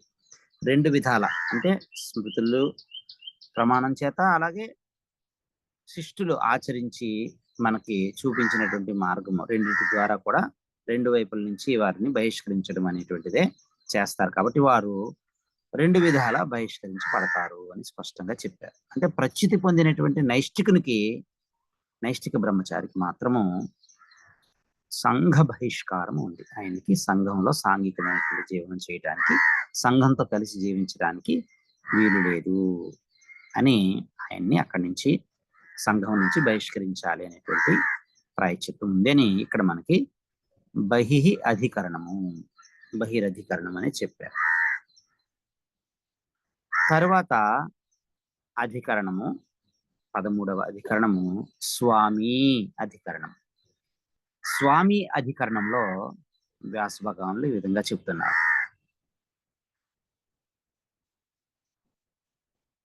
ఉద్గీతం. ఉద్గీతము. ఈ ఉద్గీతము ఆది మొదలైనటువంటి ఉపాసనలకి కర్త ఋత్విక్కే. ఆ యజ్ఞాన్ని నిర్వర్తించేటువంటి ఋత్విక్కే. ఫల కామన యుక్తములైనటువంటి ఉపాసనలకి ఫలము మరియు కర్తృత్వము 2 యజమానికే చెందును అనేటువంటి ఆత్రేయ మహర్షి యొక్క అభిమతం. ఆత్రేయ మహర్షి వారి యొక్క అభిప్రాయం ప్రకారంగా మనకి ఏదైనా ఒక ఫలం కావాలని మనం చేసినటువంటి ఆ ఉపాసన కానీ, ఆ ఉపాసన చేయాలి అనేటువంటి కర్తృత్వ భావన 2 కూడా ఆ ఉపాసన చేసేటువంటి యజమానికే చెందుతాయి అని ఆత్రేయ మహర్షి యొక్క అభిమతం. కానీ ఔడులోమి ఆచార్యుని యొక్క అభిమతంలో ఫలము అనేటువంటిది, ఆ ఉపాసన ఫలం అనేటువంటిది, ఆ కర్తృ యొక్క ఫలం అనేటువంటిది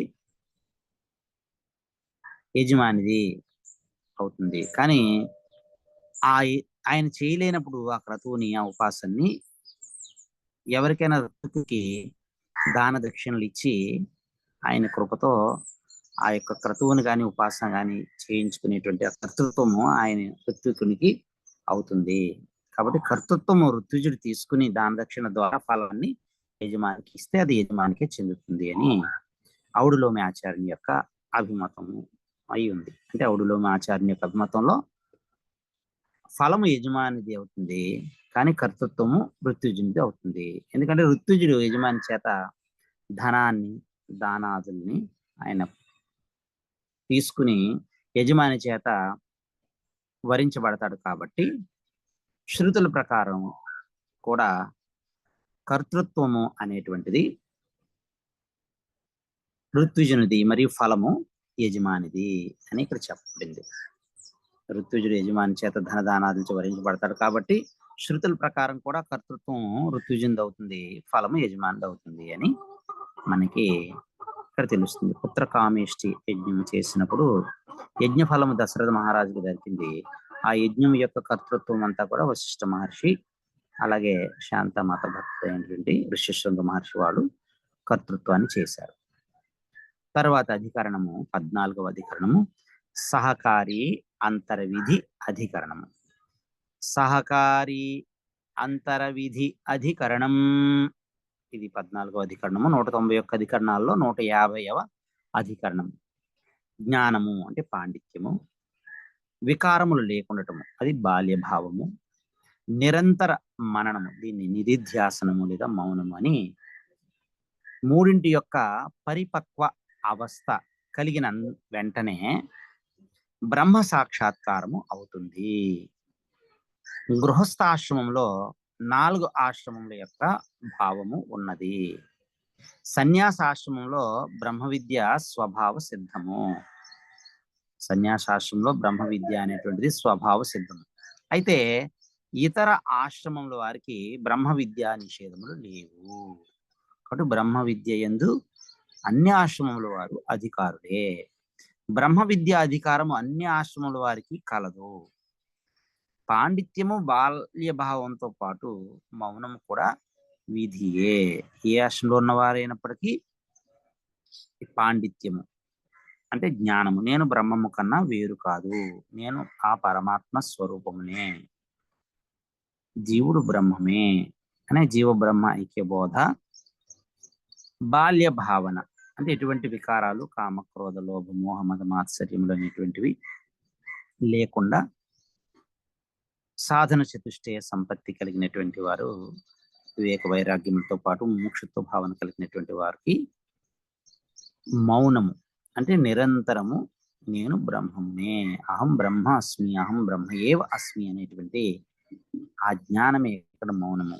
ఈ మూడు ఇక్కడ విధి, కర్తవ్యము, తప్పనిసరిగా చేయవలసింది అని చెప్పారు. అందువలన పాండిత్య బాల్యాలతో పాటు మౌనం కూడా విధియే అని ఇక్కడ సహకారి అంతర్విధి అధికరణంలో వ్యాస భగవానుడు మనకు స్పష్టంగా చెప్పారు. తరువాతి అధికరణము 15వ అధికరణము అనావిష్కార అధికరణము. 191 అధికరణాల్లో ఇది 151వ అధికరణం. అనావిష్కార అధికరణం. అనావిష్కార అధికరణం ఈ అనావిష్కార అధికరణంలో బాల్యము అంటే రాగము క్రోధము మొదలైనవి లేనటువంటి నిర్మలమైనటువంటి భావము. కామ క్రోధ లోభ మోహ మద మాత్సర్యములు అనేటువంటివి ఏవి కూడా లేనటువంటి నిర్మలమైనటువంటి భావాన్ని ఇక్కడ బాల్య భావము అని చెప్పారు. బ్రహ్మజ్ఞాని అయి ఉండి కూడా బాలుని వలె, బాలునిలా, ఇక్కడ బాలుడని కాదు బాల్య భావం కలిగిన వారి వలె అంటే శుద్ధ మనస్కుడే శుద్ధముగా మౌనముగా తెలియని వాని వలె ఉండటము శ్రేష్టము అని ఇక్కడ అనావిష్కార అధికరణంలో వ్యాస భగవానులు చెప్పారు. తర్వాతి అధికరణము 16వ అధికరణము. 191 అధికరణముల్లో ఈ అధికరణము 152వ అధికరణం. ఐహిక అధికరణం. ఐహిక అధికరణం ఐహిక అధికరణం. ఈ అధికరణంలో వ్యాస భగవానులు ఇలా చెప్తున్నారు. బ్రహ్మజ్ఞానము ఈ జన్మలోనే కానీ మారు జన్మలో కానీ కలగవచ్చును. ఈ జన్మలోనే కలగవచ్చు, లేదా తర్వాతి జన్మలో అయినా కలగవచ్చును. అంటే బ్రహ్మజ్ఞాన ప్రాప్తికి ప్రతిబంధములు కూడా ఉంటాయి అని మనకి చెప్పారు. అంటే ఉపాసన ద్వారా, మౌనము ద్వారా, తపస్సు ద్వారా, అనుగ్రహము ద్వారా, గురు ఈశ్వర అనుగ్రహం ద్వారా ఈ ప్రతిబంధకాలు అనేటువంటివి వీడిపోగానే బ్రహ్మ జ్ఞానం మనకి కాగానే ముక్తి కలుగుతుంది అని మనకి తెలియజేశారు. అంటే సాధన చతుష్టయ సంపత్తి కలగనంత వరకు మనకి అడ్డులు ఉంటాయి తప్ప బ్రహ్మజ్ఞాన ప్రాప్తికి ప్రతిబంధకాలు ఉంటాయి. ఒక్కసారి ఈ సాధన చతుష్టయ సంపత్తిని ఈ ఉపాసన ద్వారా, మౌనం ద్వారా, తపస్సు ద్వారా, లేదా ఈశ్వరుని యొక్క కృప, గురు కృప, శాస్త్ర కృప, అలాగే ఆత్మకృప, ఇవన్నీ కలగడం ద్వారా కూడా ఈ ప్రతిబంధకాలు అనేటువంటి వీడిపోగానే బ్రహ్మజ్ఞానం ముక్తి కలుగుతుంది అని ఈ ఐహిక అధికరణంలో వ్యాస భగవానుడు మనకు తెలియజేశారు. తర్వాత అధికరణము 17వ అధికరణము 191 అధికరణాల్లో ఇది 153వ అధికరణము. ముక్తిఫల అనియమ అధికరణం. ముక్తిఫల అనియమ అధికరణం. ఈ అధికరణంలో వ్యాస భగవానులు ఈ విధంగా చెప్తున్నారు. మోక్షము అనేది అందరికీ ఒకటే. ఒకటే మోక్షం ఉన్నది. అందరూ పొందేటువంటి మోక్షం ఒకటే. ఆకాశాత్ పతితం తోయం యథా గచ్చతి సాగరం సర్వదేవ నమస్కారః కేశవం ప్రతిగచ్చతి. శ్రీకేశవం ప్రతిగచ్చతి.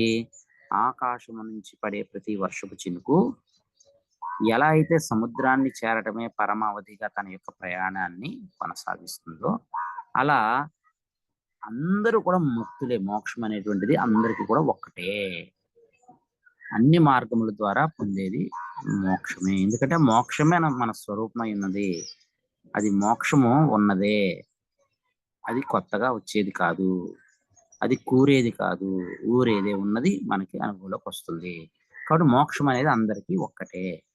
బ్రహ్మ విద్యా విధునికి ముక్తి ఫలము అనేటువంటిది ఈ జన్మలో లేక మరో జన్మలో అని నియమం లేదు. ఎందుకని? అది సాక్షాత్ ఎప్పుడు కూడా మన స్వరూపమై ఉన్నది కాబట్టి అది పొందబడేది కాదు.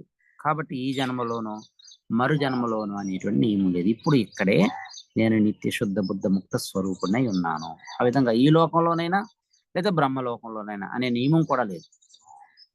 ఎప్పుడైతే హృదయమునందు సమస్త కామములు సర్వదా అభావ స్థితిని పొందుతాయో అప్పుడు ఆ సాధకుడు అమృతుడు అవుతున్నాడు. ఆ సాధకునికి ఇప్పుడు ఇచ్చటనే బ్రహ్మప్రాప్తి కలుగుతుంది. ఎవరికి ఇక్కడ అటువంటి స్థితి కలగదో అతనికి బ్రహ్మలోకం చేరగానే బ్రహ్మప్రాప్తి అక్కడ బ్రహ్మ యొక్క ఉపదేశం వల్ల క్రమముక్తిలో అతనికి బ్రహ్మప్రాప్తి కలుగుతుంది తప్ప ఇప్పుడు ఇక్కడ ఎవరైతే హృదయమునందు సమస్త కామాల్ని సర్వదా అభావ స్థితిలో ఉండేటట్టుగా ఆ భావాన్ని పొందుతాడో అప్పుడు ఆ సాధకుడు అమృతుడు అవుతున్నాడు. అలాంటి సాధకుడికి ఇప్పుడు ఇక్కడే బ్రహ్మప్రాప్తి కలుగుతుంది అనే విషయాన్ని వ్యాస భగవానుడు మనకి ఈ ముక్తి ఫల అనియమ అధికరణము అనేటువంటి దానిలో మనకి స్పష్టంగా చెప్పారు. దీని ద్వారా మనకి ఈ తృతీయ అధ్యాయం సాధనాధ్యాయంలో అంటే మోక్ష సాధన అధ్యాయంలో చతుర్థ పాదంలో బహిరంగ సాధన పాదంలో దేని జ్ఞానం వలన మోక్షము పరమ పురుషార్థము లభిస్తుందో, దేని జ్ఞానము కర్మాంగము కాదో, వేదాంత జ్ఞానం వలన, సన్యాసం వలన, త్యాగం వలన అమృతత్వం మరియు అనుభవము అవుతుందో, దేని జ్ఞానము కర్మబంధానికి విరుగుడు మందో, సమాధానము మరియు అది కత్తియో, జ్ఞానము స్వతంత్రంగా మోక్ష సాధనము, దేని విద్యా అధికారము బ్రహ్మచారులకు, గృహస్థులకు, వానప్రస్థులకు, సన్యాసులకు సమముగా ఉన్నదో, దేని విద్య కర్మాంశము కాక స్వతంత్రము, దేనిని గూర్చి సాధన చేయగల 4 ఆశ్రమములను గూర్చినటువంటి విధి శృతుల్లో చెప్పబడలేదు అని జైమిని మహర్షి అభిమతం సరికాదో, దేని కొరకు ఎవరైనాను ఎప్పుడైనాను వైరాగ్యం కలిగినప్పుడు సన్యాసాశ్రమాన్ని స్వీకరించవచ్చునో, దేని జ్ఞానం పొందుట కొరకు సన్యాసం క్రమముగా గాని లేదా నేరుగా కానీ గృహస్థాశ్రమం, వానప్రస్థాశ్రమం అనేటువంటివి పొంది బ్రహ్మచారి సన్యాసాశ్రమం స్వీకరించడము, లేదా బ్రహ్మచర్యాశ్రమం నుంచి సాక్షాత్తుగా సన్యాసాశ్రమం స్వీకరించడము పొందవచ్చును. అంటే దేని కొరకు ఉద్దేశించబడినటువంటి ఉద్గీతాది శృతులు కర్మకు అంగములు కావో, మరియు ఆ ఉద్గీతాదులు కేవలము స్తుతి కోసము కావో, దేనిని ఉద్దేశించబడినటువంటి ఉద్గీత విద్య కర్మాంగము కాదో, మరియు అలాంటి విద్యకు ఉపాసనా విధానము ఫలము కలవో, ఉపనిషత్తుల్లో చెప్పబడినటువంటి అభ్యాసములు, ఉపనిషత్ కథలు దేని విద్యాశేషములే కానీ కర్మశేషములు కావో, అంటే పారిప్లవ కథలు దేనిని ఉద్దేశించినవి కావో, మరియు పారమార్థిక కథలు దేనిని ఉద్దేశించినవో, మరియు అవి దేని జ్ఞానబోధకు సహకరించడానికి చెప్పబడినటువంటి తత్వ గుళికలో, ఉపనిషత్తుల్లోని కథలు దేని ఉపాసన కోసమో, దేనిని గూర్చిన యజ్ఞము ఏ వస్తువులు మరియు పదార్థములు లేకుండా అవుతుందో మరియు కర్మలను అపేక్షించదో, దేనిని గూర్చినటువంటి విద్య పరమపురుషార్థ సిద్ధిని కలిగిస్తుందో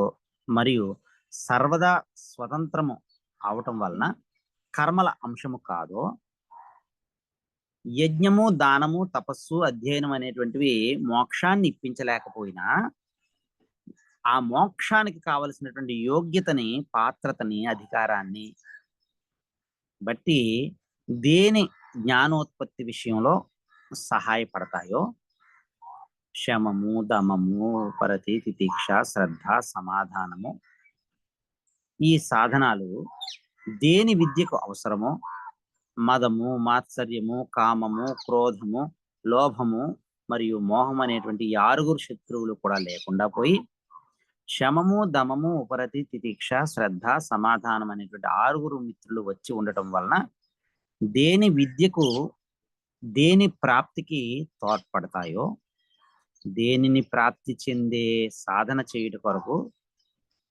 ప్రాణ అపాయ సమయముల్లో నిషిద్ధమైనటువంటి ఆహారాన్ని ఆపద్ధర్మంగా తినవచ్చును, దేని ప్రాప్తి సాధనలో అన్ని తినగలిగిన అయోగ్యాలను వదిలిపెట్టి యోగ్యములు మాత్రమే స్వీకరించవలను, దేని జ్ఞానం అందిన తరువాత కూడా ఆశ్రమంలో ఉన్నటువంటి వారు తమ ఆశ్రమ విహితములైనటువంటి కర్తవ్య కర్మలను యథాశక్తి ఆచరిస్తూ ఉండవలేను, శ్రేష్ఠ కర్మలను వ్యావహారికముగా కామ్యకర్మల ఫలమునిచ్చుచు ఆధ్యాత్మికంగా దేని జ్ఞానం అందటానికి సహాయకారిగా ఉండునో అధ్యయనము, దానము, తపస్సు, యోగము మొదలైన నిత్య కర్మలు దేని విద్యకు, దేని జ్ఞానానికి సహాయం అవుతాయో, దేని విద్యా అధికారము కేవలము ఆశ్రమముల యొక్క స్థితి మీద కాకుండా సాధకుని యొక్క నిష్ఠ, ఉపాసన, అభ్యాసము, నిరంతర సాధన మీద ఆధారపడి ఉంటుందో, ప్రస్తుత సాధన మరియు పూర్వ అభ్యాసము 2 ఆశ్రమ కర్మలతో సంబంధము లేకున్నా దేని జ్ఞానము వైపు తీసుకుని వెళతాయో,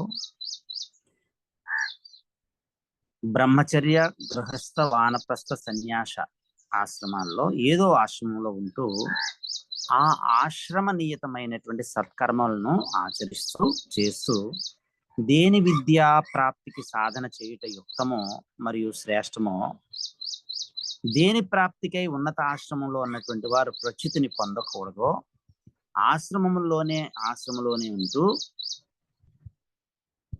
దేని ప్రాప్తికి, దేని అనుభూతికే సాధన చేస్తూ ఉండవలెనో, దేని మార్గంలో ఉన్న సన్యాస వానప్రస్థాశ్రమంలోకి ప్రాయశ్చిత్తము చెప్పబడలేదో, దేని మార్గము నుండి పతనము చెందిన సన్యాసి కానీ వానప్రస్థుడి కానీ స్మృతి ప్రమాణం చేత కానీ శిష్ట ఆచారం చేత కానీ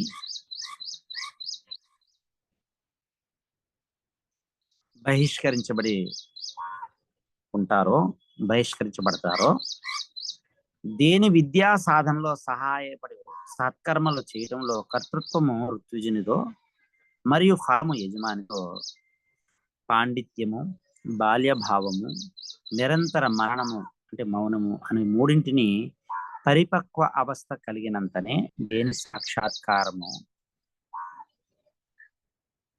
అవుతుందో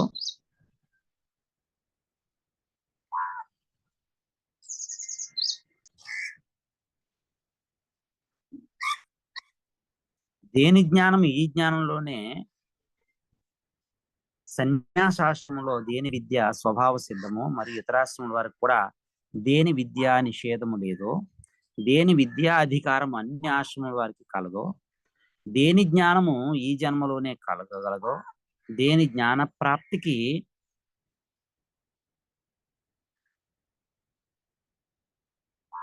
ప్రతిబంధకములు ఉంటాయో, ఉపాసన ద్వారా మౌనము ద్వారా ప్రతిబంధకాలు వీడిపోగానే దేని జ్ఞానం కలిగి ముక్తి వస్తుందో, దేని విద్యా విధునకు ఈ జన్మలోనే ముక్తి ఫలము అని నియమం లేదో, అట్లే ఈ లోకములోన లేక దేని లోకంలోనైనా అంటే బ్రహ్మలోకంలోనైనా అనే నియమం కూడా లేదు.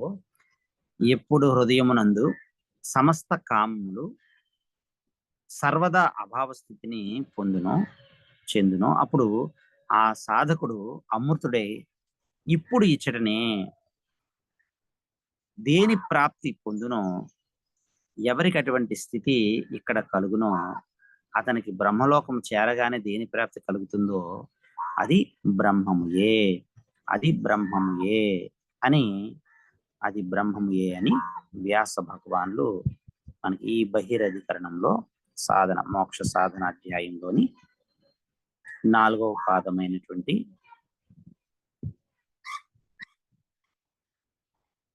బహిరంగ సాధనా పాదంలో మనకు తెలియజేస్తూ ఉన్నారు.